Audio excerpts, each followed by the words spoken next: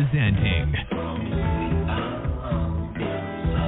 Channeling Erik's Hour of Enlightenment. Hello, everyone. This is Alicia, Erik's mommy. And we are so blessed to have Michelle Gray, who I adore, as the co-host. And of course, we have Erik. Says, hi, Mom. Love you. Hi, I everybody. love you. Love you more. So, yeah, what was I going to say? It slipped out immediately. Oh, yeah. No, Michelle Gray, healer, channel, thehealing at h-art.com. So, you guys, it's going to be, when this becomes a YouTube, you'll see it in the description box, of course. And you guys probably already know it.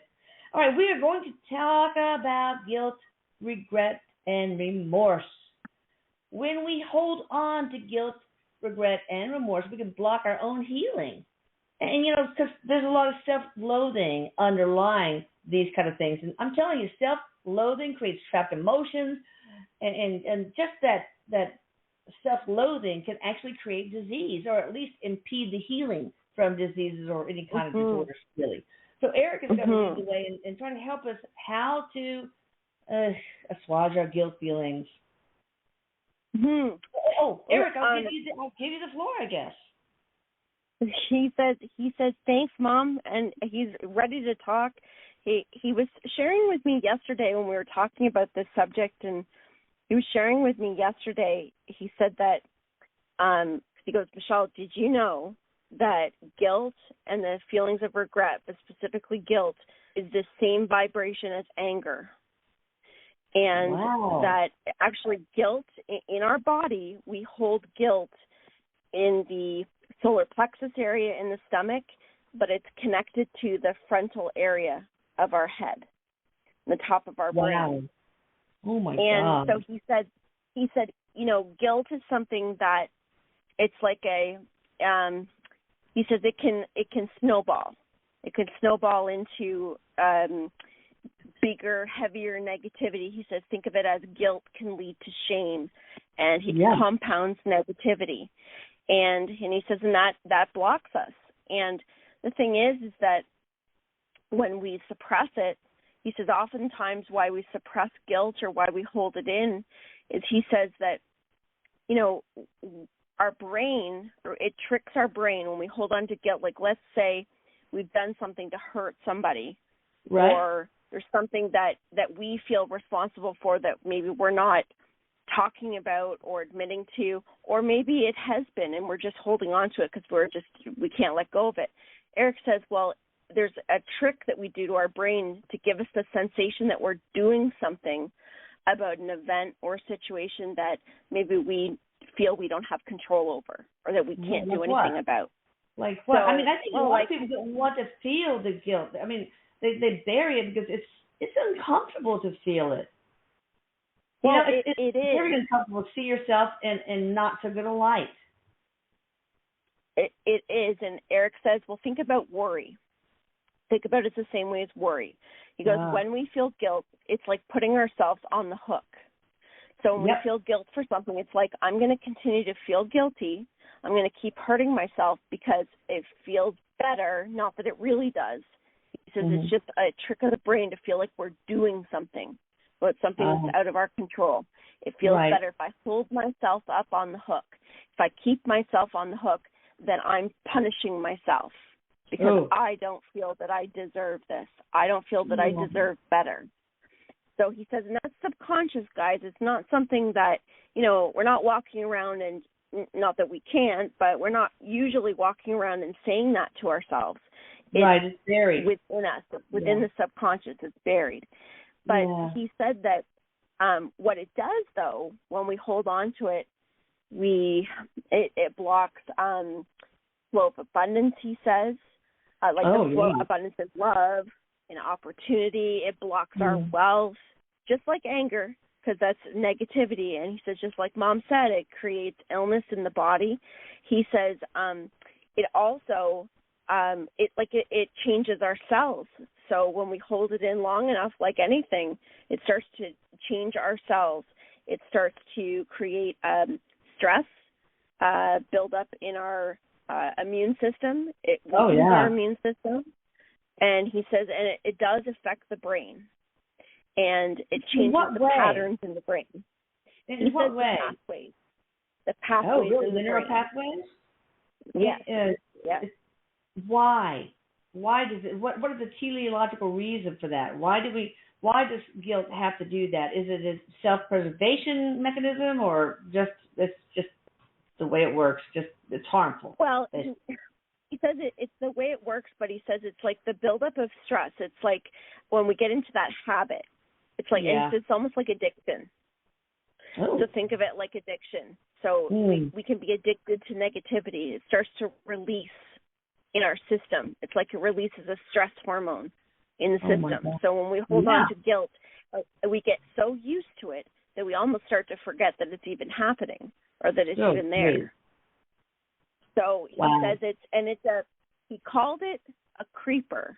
He's like, guilt is something that can creep up slowly and then all of a sudden start to slam you with negativity and stress and all kinds of things. And he goes, a lot of people have buried that for so many years. And he goes, it could be multiple things. It could be back from childhood.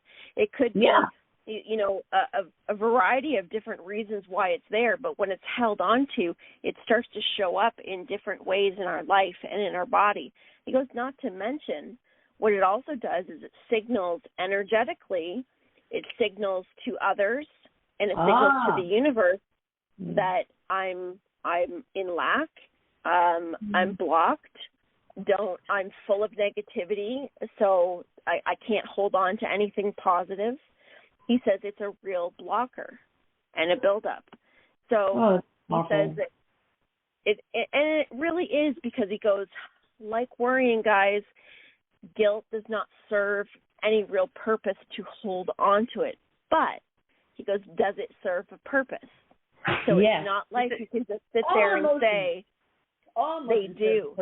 They all serve a purpose. Yes, that's right. For us to learn something. Yeah. So what is the purpose of guilt? So he says, guys, he goes, if you're sitting here right now thinking, oh, yeah, I'm holding on to guilt, then he goes, listen to this. Guilt is signaling to you that you're ready for change. Ooh. Guilt is signaling to you that there's something that you're holding on to that doesn't fit with you, that's not true.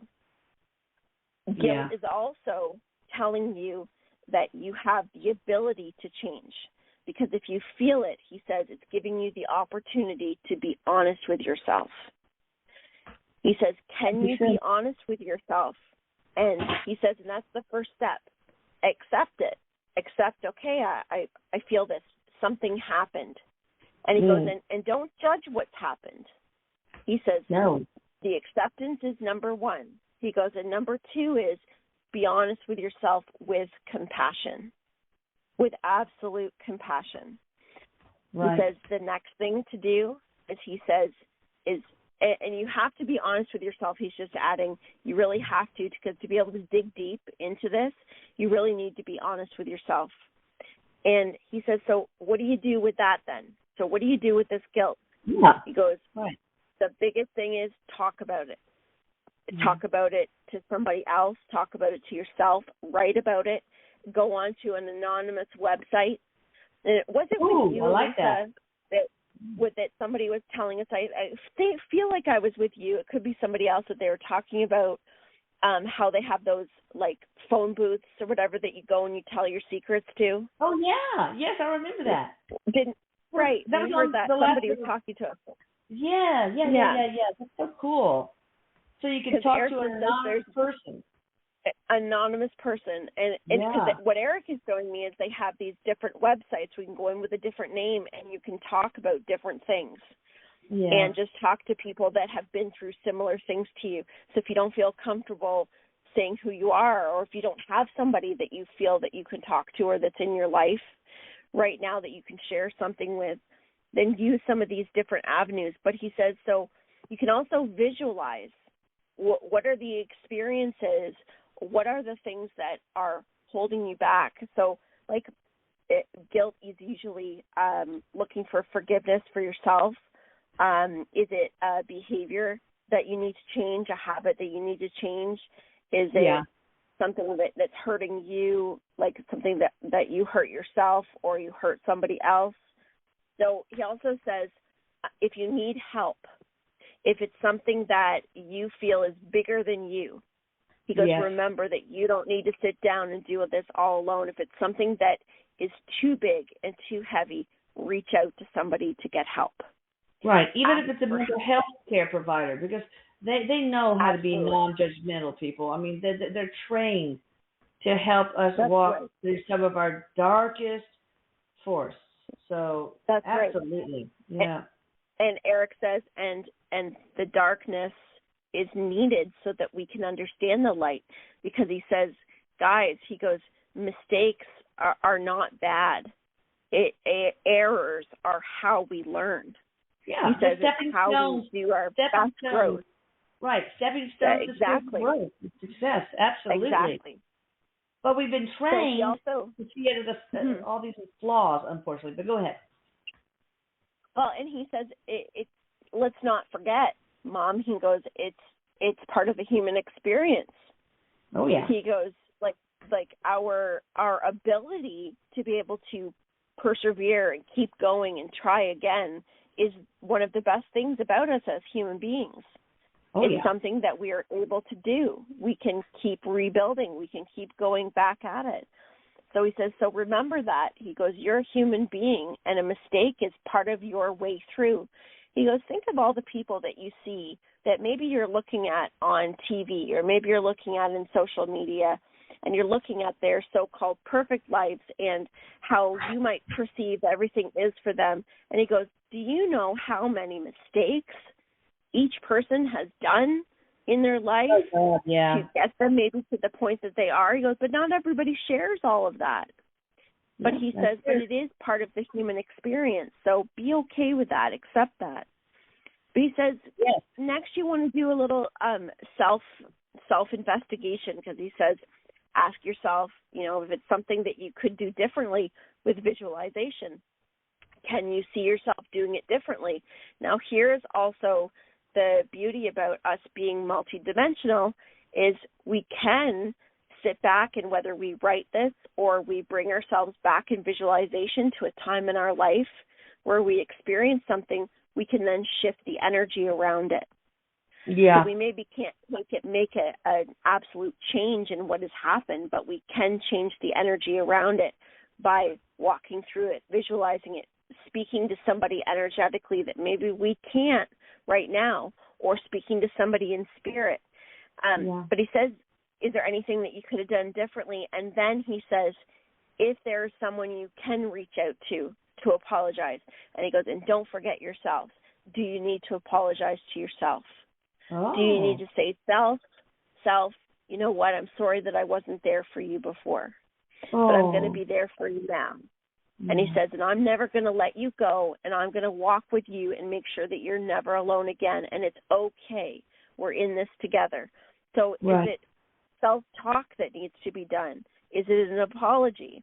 The other thing, too, is Erik says one thing that's really great to work out guilt and really to work out a lot of emotions, he says, is abstract art. Oh. He says, get yourself some dollar store paints or whatever you have lying around the house. Get yourself some plastic, lie it down, a big old canvas or a sheet of paper or whatever you have, and just start spilling the paint. Oh, my God, that Hunter Biden got a lot of guilt then. He's got a lot of artwork in him. Yeah, everybody makes fun of his art, but I actually think it's pretty. So, it's so colorful. Yeah. But it's creativity. Creativity is a great way to be able to express those emotions. But he said the other thing too is he goes, don't discount the power of affirmations as well. So using affirmations, because he said, guys, he says your guilt and what you feel is not going to go away overnight. He says, like a lot of these things have been built up over time when you're releasing them. So make sure you have those expectations of hope, like to know that it's going to change, but you want to be with yourself step by step and do these things to help work through it.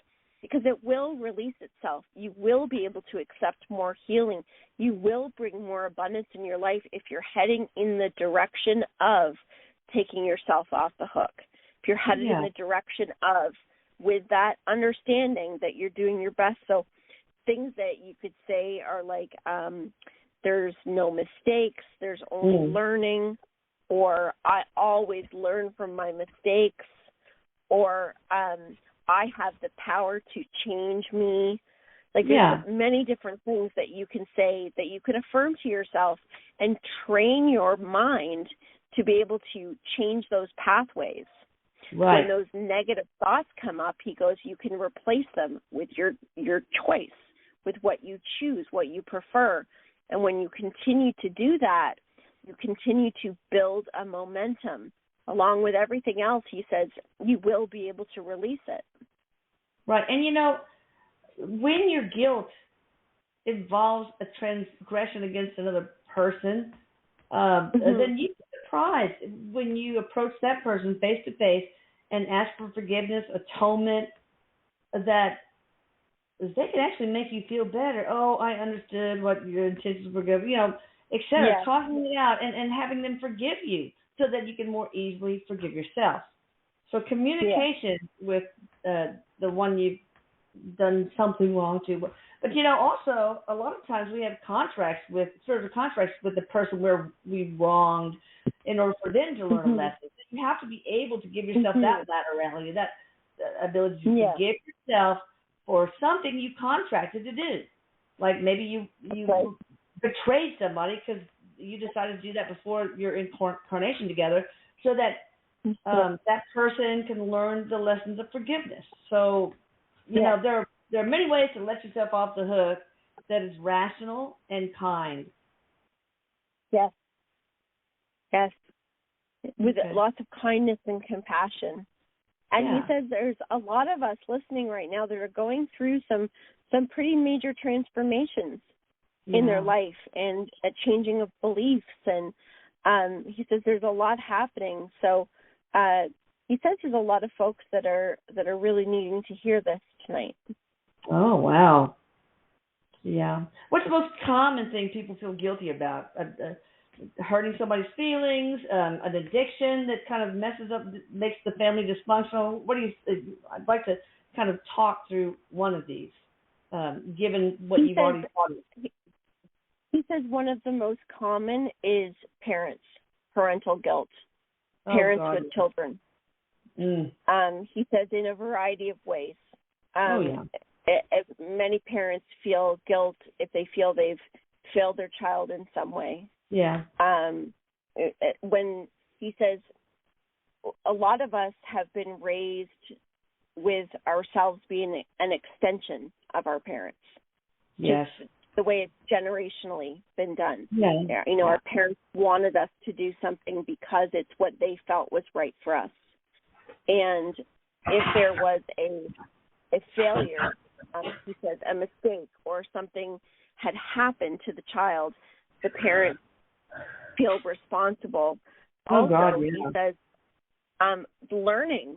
He goes, our kids are here to learn, and it can be very challenging, as I know you know, Lisa, to watch our kids make mistakes. Yeah. And especially when we feel deep down inside, you know, I did this. Like I myself, when I talk about this, what comes up for me is something I had to work through, which was when I had my addiction. And I never thought I would have an addiction to hurt anybody, but it happened. And my kids were little, and I look back at that because that created a lot of hard times for them, that they have memories that, you know, years later, it hurts to hear some of those things and to know that they had to go through that. And so as a parent, you know, I had to work through a lot of guilt to forgive myself for the choices that I made and to forgive myself for what I couldn't do at the time. Well, how did you do that? How did I forgive myself? On doctors to give people pain medication, and they accidentally become addicted to it. So maybe you were kind of hard on yourself, but tell me how you got through that. Well, and I think I was, like many of us are, probably harder on myself than maybe I should have been. But the first thing for me was, when it finally hit me, was when I was having my awakening. And it was after going through cancer. And it was the realization that, oh, my God, my kids have lived their entire childhood watching me sick and dying. Oh, gosh. And having that realization, and then realizing that some of that was my fault, because yes, the doctor gave me all those prescribed pills and everything, but once it got to the point of addiction, I was in so deep, I didn't know how to get out of it. Yeah, and it was a very hard thing to do. And, you know, I place some of the blame on physicians and other healthcare providers for this. It's terrible. You know, it's very, very hard. And I know I'm not alone in that. It was one of the hardest times of my life. But to get through it was steps, and I mean steps through my own healing process of when things would come up, and generally my kids would be my mirror when that guilt would arise. So Erik says this is an example of when the guilt comes up, it's an alarm bell. So there's something there that needs to be worked on. So, you know, my kids would talk about something and they'd maybe explain, like, as an example, one of my daughters, she wanted, how do I explain this? When the kids were real small, the girls were real small before Marcus. And so I would constantly go into withdrawal because I would run out of my pills. Oh, yeah. I'd run out of the opiates. So I'd be in withdrawal for almost 2 days before I get a refill again. Right. So my That's kids miserable. were used to this. It's awful. They were used to this state of me being so sick I couldn't get out of bed, but I'd be able to tell them, okay, by this time on Friday, I'll be okay, and I'll take you to Toys R Us, and I'll buy you each such and such a toy, this Barbie doll or whatever it is. So for them at their age, that was like the best thing ever. But what happened was my one daughter, she got used to having instant gratification. Oh, yeah. She got used to the idea of being bought something to make herself feel better. Oh, yeah. And she had a lot of separation anxiety with me, and it started to really come out after I'd finished my cancer treatment. She had a lot of emotional baggage and pain and whatnot from this whole episode. So when that would come forward to me in a different way, when my daughter would ask for something, or they would talk to me about how they felt when they were little, or tell me things that I didn't remember or didn't realize, or tell me at Christmas dinner how I fell asleep with my face flat in a pie in front of the whole family. You know, and these are the things my kids would remember. Well, it would have, you know, I'd have to take that moment, and what I did was I faced it. So I faced it as honest as I could be, and I faced it by telling my kids, you know, yes, this is what happened. This is what was coming. Like, this is how I felt. This is what I went through, and I'm sorry that you experienced that. I'm sorry that you had to walk. But I also showed them, and have been able to continue to show them, what we can do, how we can get through it. And getting through it sometimes means, what's that? No, go ahead. I was going to say, getting through it sometimes would mean being in meditation. Sometimes it would mean a lot of writing for me. Erik was a very big help to help me get through a lot of that stuff. So, you know, we all have our things, and guilt is something that sometimes, like a lot of things I didn't even realize would come up, and they come up as teenagers now. Yeah. And so we can really only face things as they come up. So when those feelings come up, and when they feel like, oh, that doesn't feel good, there's a reason for it, and it doesn't feel good because it's not truly us. You know, like, yes, we may have made mistakes, and yes, you know, things happen that hurt people, but that's not really who we are. And when we can acknowledge that the things that have happened to us, even the choices that we've made, are not truly us, and we can be honest with it, we can apologize, we can, Erik says, learn from it. Yeah, it's not you, it's soul. Yeah. Exactly. But, your daughter, maybe these were valuable lessons that she signed up for too, right? Yeah. About the I immediate truly believe gratification. that, yes. So I guess my main guilt with Erik, of course, every mother has guilt, but I think it's because I believed in logical consequences as a mother, lovingly giving, firm logical consequences so that they can learn. And so I did give Erik some of those, but in when I look backwards, he was disabled. I should have cut it slack. I didn't yell or anything like that. It's like, all right, you brought this drug into the house. We've got little ones here. You're gonna have to go to your friend's house and stay there for a while, or something like that. Because I didn't want him to. And but it was his bipolar disease talking. Yeah. And it's like hard choices. Yeah, very, very hard. And Erik says, Mom, he says, like, a lot of these things are, we have these events come up and we don't have practice with them. No. We don't have, we make mistakes because we don't have all the knowledge with us. But that's the whole point of being here. Yeah, that's true. It really and truly is. So he's like, it really is okay. And he says the other thing, too, just as we were talking earlier, he says that there was a point when we were talking about, being too hard on ourselves. And he says a lot of us are far harder on ourselves than actually what it is that we're holding that guilt over. Yeah. So we can make it much harder on ourselves. So he says, be compassionate. Women, especially mothers, is it harder for women, especially mothers? He says that women and mothers do have a harder time, and he says that we tend to hold an expectation for ourselves. Now, he says not all, though. He says parents in general, because it does really depend on the circumstance. But if we were to do a poll, we would find, he says, that it would be mostly mothers. Right. But not exclusively, obviously. Not exclusively, no. So why is that? Is it because the umbilical cord stretches and stretches, but it never separates?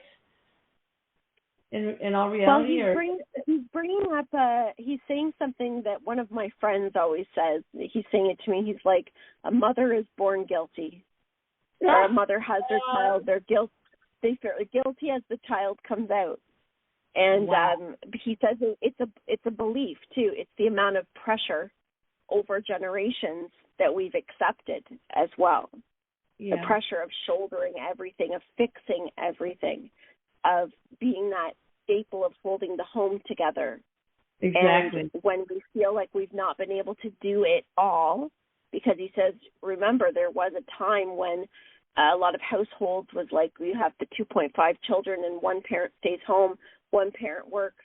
He goes, well, things changed and it became two parents working and a very different life. And he goes, but yet the generation of the mother still took on a bulk of the responsibility along with her. So he says it's a very societal thing. Yes, it's very often the fact that the mother is kind of the glue of the family. Kiss and blow on all the boo-boos, Band-Aids, take care of the husband, honey, do you want a drink now, etc. Can I give you anything? It is societal. Yeah, exactly. Yeah. And then when something goes wrong, like we mothers, at least in my case, I came from such a horrible childhood that it was my dream to give my children a fairy tale childhood. Well, with two kids that had some sort of problems, it didn't work out that way. It just really is very difficult. But I was told by a psychic medium that your kids chose you, you and your husband, because they knew that would be an environment for them to heal from their horrible past lives in a way that's filled with love. And that's exactly what happened. Well, I got a lot of gray hair from that. Two kids. Woo, man. But they're both doing great now. Hello? Yeah. Yeah. And, one of them being Erik. So. That's right.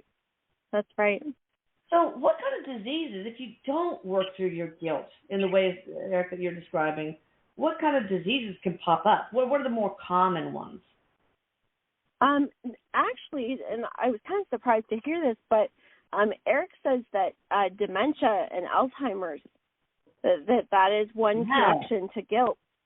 Well, he says because it can create a split. So it has something to do with the brain pathways, like creating a split. So he says now this would depend on. He says it's also there's some. He says guilt and resentment. So he's saying it depends on what some of the past life energy is, and also what the circumstance is in the family. He says usually generational. There's some generation, I bet. of maybe arguing over money and things like that can affect the brain. What else? He says like anxiety disorders. Anything to do with the nervous system, the kidneys, kidney disease. He also says liver. Not being able to filter. Not being able to filter. Holding in. Yeah. He also says that there are some cancers, cancer in the colon area, holding on. He says holding on in that area. To the pit of your stomach. Oh, God. Yeah. Okay. Well, that's good enough. But, on the dementia thing, my mother developed dementia, but I think in her case, you're right. It was, you can ask my mom. She's probably around. But she felt so guilty by not saving her children from the monster that was my father. And so she just checked out, man. She totally checked out. She couldn't deal. Yeah, and Erik says that's true because he goes, it is like that is what she did, and it's a disconnect. Like it's not going to deal with it. He says it's a choice on a higher level. I don't want to feel it. I don't want to feel it. So he goes, think about the not remembering, not being part of your daily reality. Yeah, that's right. Wow, that must be tough. But Dimension Mom was much nicer than non-Dimension Mom, so I really enjoyed her a lot more. It was actually nice. Yeah. Anything else you want to share, Erik, before any other words of wisdom before we move to callers? No, he just says, guys, like he just wants everybody to remember that you're all human. Yeah. And he says, we talk about flow and all of that stuff. He goes, this is all part of it. So, and he just says, remember, I'm there to support you. So you call on me, and if you don't know what to do, ask me to help point you in the right direction and be open to wherever that may be. He goes, I'm right there to help you out. Yeah. Oh, I love you, Erik. I'm so proud of you. And he says, I love you too, Mama. And there was a time where I was wondering if you can even get through welder school. Oh, my God. It's just so rough. But now look at you. He says, look at me now. Oh, look at gosh. me now. Oh, my God. Overachiever. I'm kidding. Yeah, so Archangel Erik. Yeah. All right, let's take somebody from the 651 area code. I'm just going to go down the line here, people. All right. Hi there. How you doing? Hi, it's Christiana. Hi, Christiana. What's up? I was just wondering if there's anybody on the other side that would like to give me a message. I know that's kind of vague. Name? A relative? Is it male? Huh? Is there a male? Is it a male that you wanted to speak to? Male? I didn't have anyone picked out specifically. All right, well, let's move on because we've got so many callers. Let's move on to another question then if you don't have somebody in mind. You want a message from Erik, for example, or? Yeah, that would be fine. Okay. Just on like kind of what step to take next in life. I kind of have an idea. Career, relationship. Can you narrow it down? Career. Okay. And so are you starting doing something in a new career? Because Erik says you're completing, like you're finishing off something and you're starting in a new job or new career. Yeah. Yeah, it would be my own business that I'm starting, but it's starting from home, and yeah. Good. So he says that your like part of your blueprint is to do things from an individual basis, like your creation. So he says this is the right thing to do. He says keep going with this. This is a very successful, abundant pathway. And he says, despite the bumps in the road, he goes, because there will always be bumps in the road. Do not let them discourage you. No. And he says, good luck, because he says this is a really good choice for you. Awesome. Oh, thank you. Good luck. Mm-hmm. Good luck. Oh, my God, that would make me so happy to hear that. Mm-hmm. All right, we got somebody from the 646 area code. Hi there. Hi, Alyssa. Thank you for taking my call. This is Carla. Sure. Hello. Hi. I still haven't sold my apartment, so that's kind of bumming me out. I'm just feeling down in general. Yeah. Things haven't, I don't know. I just feel like you're stuck. Things keep things don't change in my life, and I'm just wondering, if Erik has anything to say. I'm just feeling blah. Oh, baby. Well, Erik, you know what Erik says to you, Carla? He goes, Carla needs compassion right now, compassion and love. And he says, and what he's actually asking everybody to do right now is to collectively send Carla some love and some compassion. Yeah. Because he says that we all have the strength to be able to do that and help lift her up. Yeah. Mm-hmm. He says, Carla, if there's anything that you can do to ground yourself, like really something simple, just like putting Epsom salt in the bathtub or in the bottom of your shower, standing outside in the grass, just to kind of ground and pull your energy down to the earth, because it's going to help you feel a little bit better. But don't let this stagnant time tell you that nothing's happening, because what feels stagnant... What about making some small change, like one day go to an animal shelter and volunteer, or just pet the puppies or whatever? I mean, just something out of your normal life. He's suggesting music for Carla. You know what? It doesn't work sometimes. Even music's not helping, to be honest. I do volunteer, and that's like, I feel good that I'm helping, but I don't know, it's not stimulating me. I just feel like blah, nothing's working. Well, what do you volunteer? I mean, sometimes animal therapy can be amazing.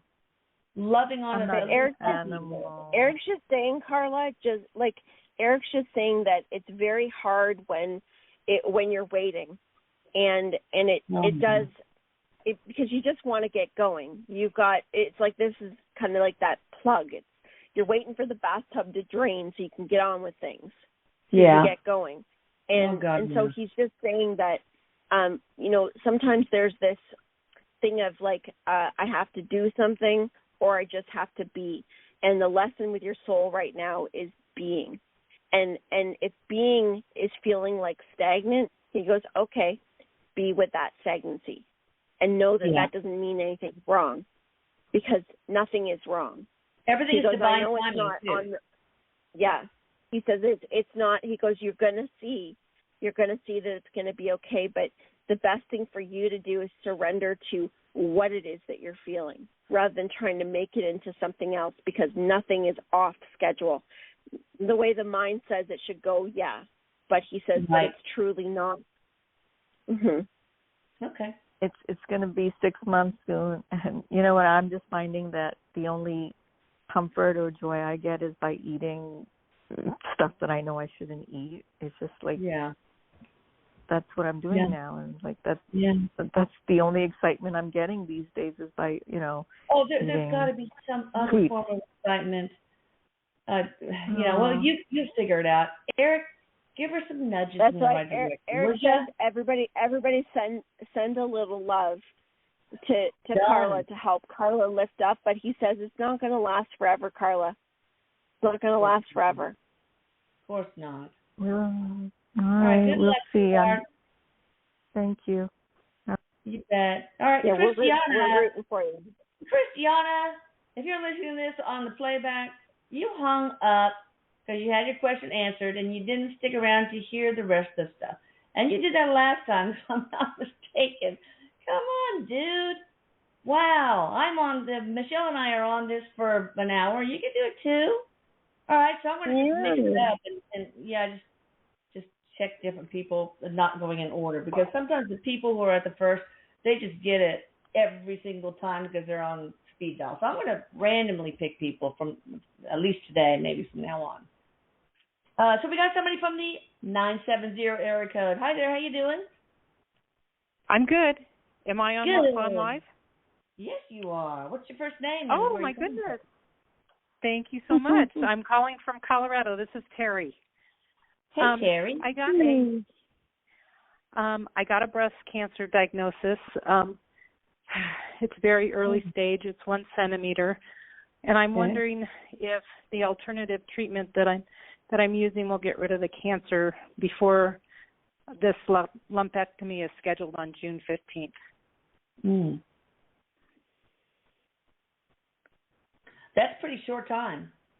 What alternate therapy are you using? It's fenbenzidol. Okay. I don't know that as an alternative therapy, but I do know low-dose naltrexone is very good with anti-tumor as an alternate treatment, and it's super cheap and safe. Can you say that again? Naltrexone? No, low-dose naltrexone. If you email me, I'll even give you a personal anecdote, not me, but somebody who had cured their cancer completely, and the doctors are freaking out. And so anyway, it's like Elisa at AtlantisScalar.com. Email me and ask for that anecdote, okay? And okay. But so would LDN help her, Eric? Yes, Eric said that it would. He wants to tell you about the alternative treatment that you're talking about. There's not enough time to shrink it completely to make it go away, but what he is saying is that there will be an improvement, but he's talking about the cells around it. Like it's like reducing loose cells, the cells around it, or where it might have be spreading to. It is very slow moving. Have they told you that? It's more of a slow growing? No, they haven't. Okay. They haven't. They're just really pushing me to get in and get this lumpectomy done as quickly as possible. I don't know. I'm getting that, even though you don't want it, I'm getting that that's probably your best bet, you know. Eric says that it is. Yeah.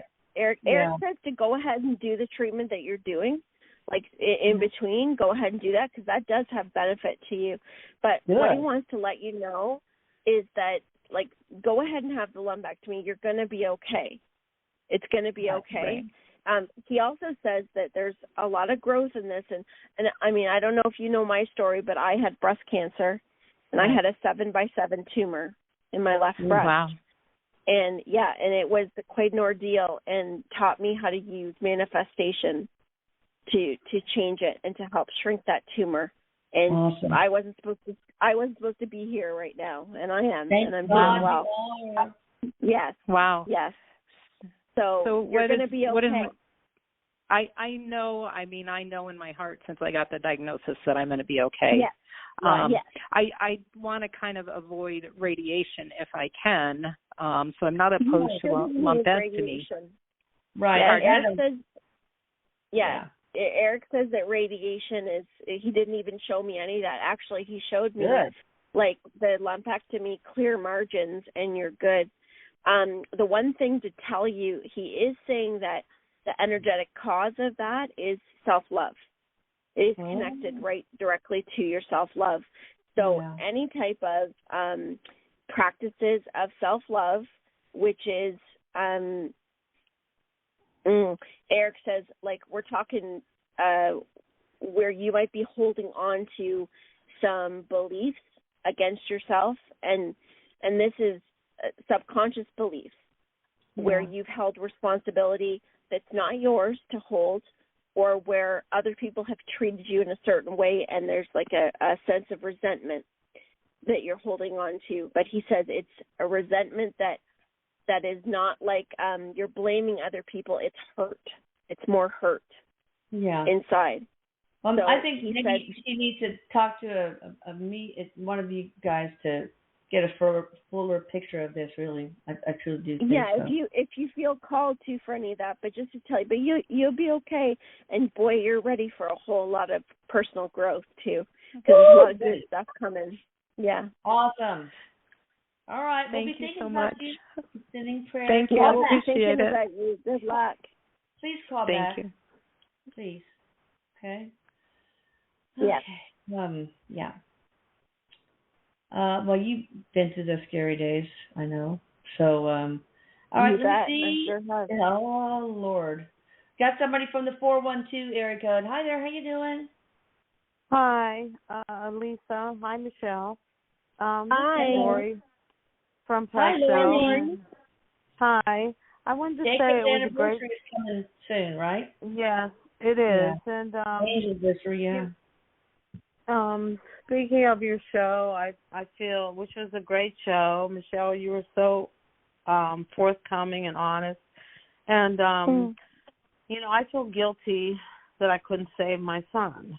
And and as his 1 year anniversary is coming, it's a two-pronged question. Is there a message from him, or can Erik help me? What should I be doing to help my family more, to help myself more? Because it's been really tough. It is really tough. It is. Yeah. This has been an extremely hard year for you, Lori. It's such a hard year for your family. Yeah. I just don't see a way out of this, but, you know. There is.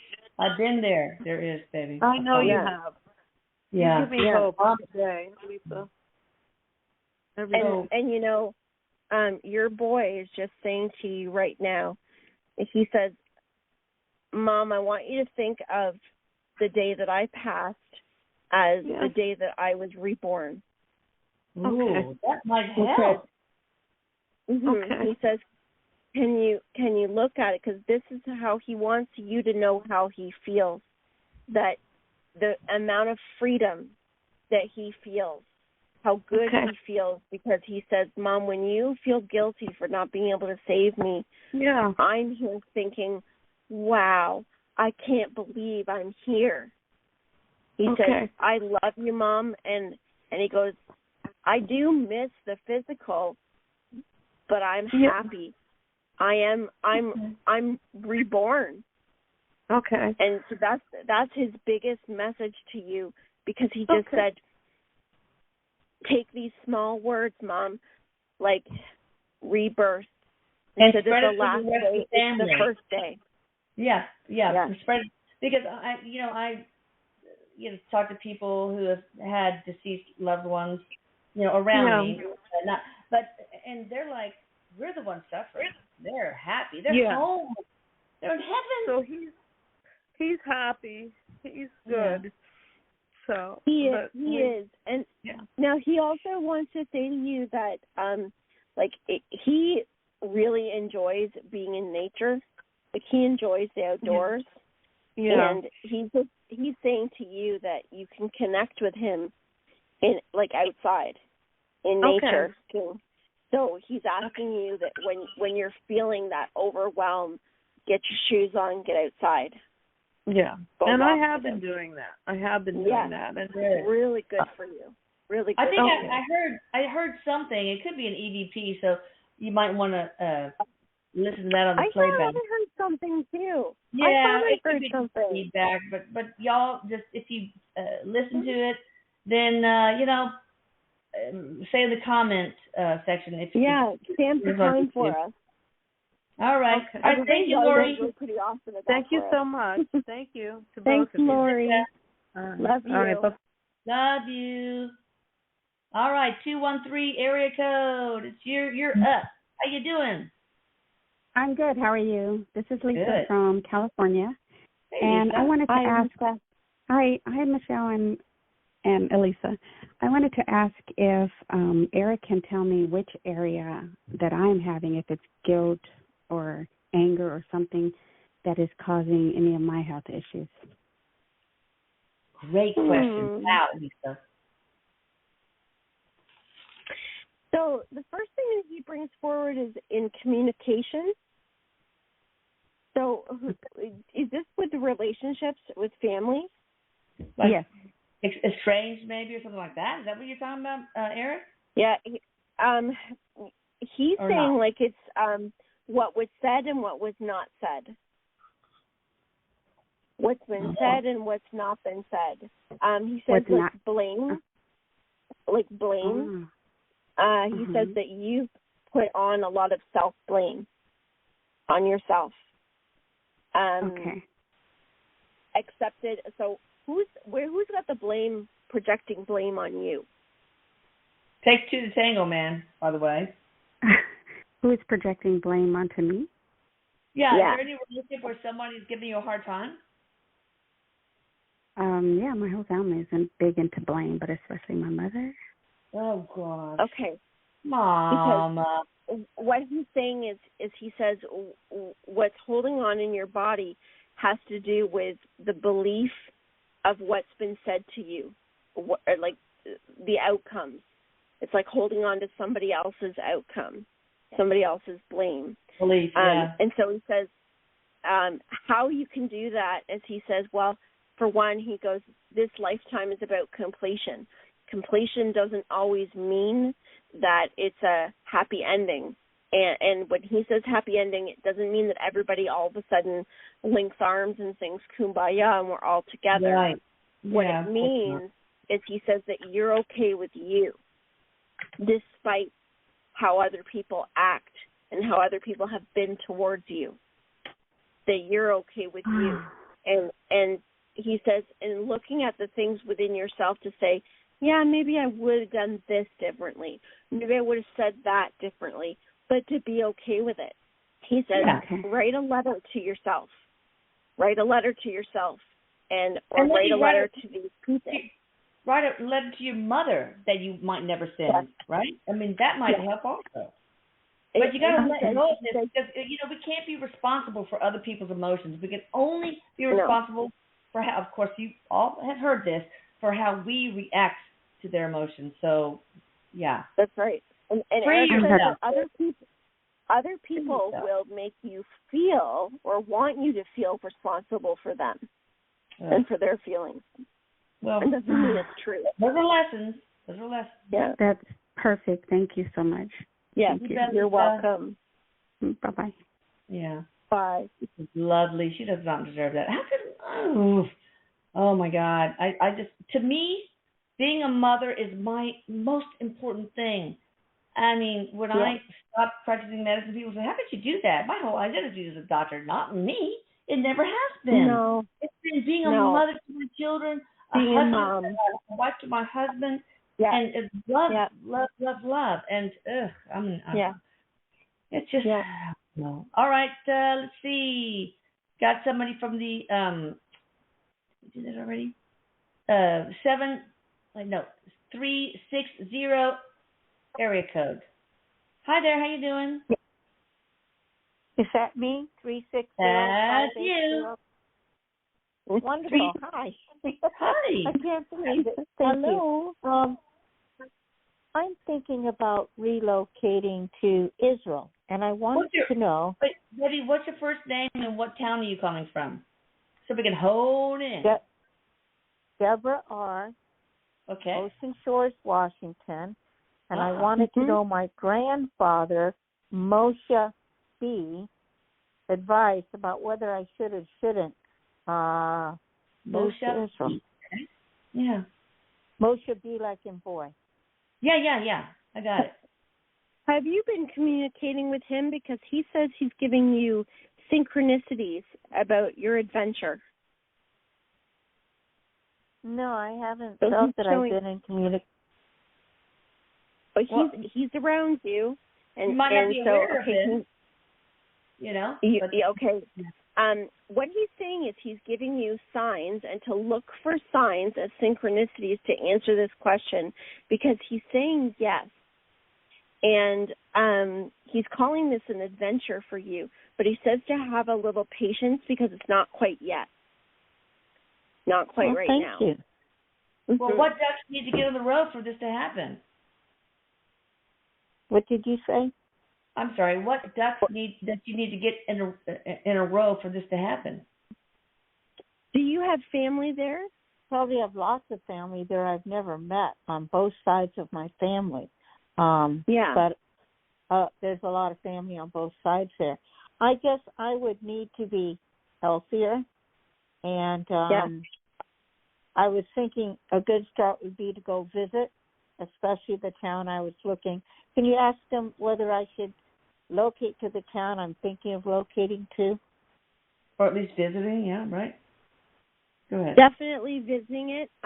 You might find a slightly different spot, not too far from that town, but he's not saying that it's not like a I don't like this. It's like both of these are nice, but this one's more my preference. But you won't know until you actually get there, and there are surprises there for you because there feels like a lot of relation there for you because he keeps calling it a grand adventure.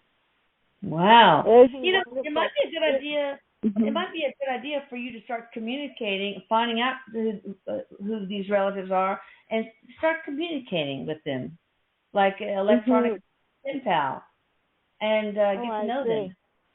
Yeah. I feel you're going to be getting to know people that you didn't even know were going to be part of your experience. Wow, that's awesome. Yeah. Grand adventure, girl. You bet. Yeah, I will remember that. Thank you so much. Yeah, enjoy. Yeah. Oh, I need an adventure. Okay, but traveling through the tangles of my own brain is adventure enough. That's what I was going to say about me too. I'm like, I go on a grand adventure in my head every day, Elisa. I know, man. I know. All right, guys, we're going to close it here for today. So until next Tuesday, I want to thank Michelle Gray at thehealing-art.com. Also to my lovely Erik. I love all of you guys. Please subscribe. Hit the note when people listen to this on the YouTube. And, just spread the love. Share this with people who you think could benefit by this. Okay? We're all one.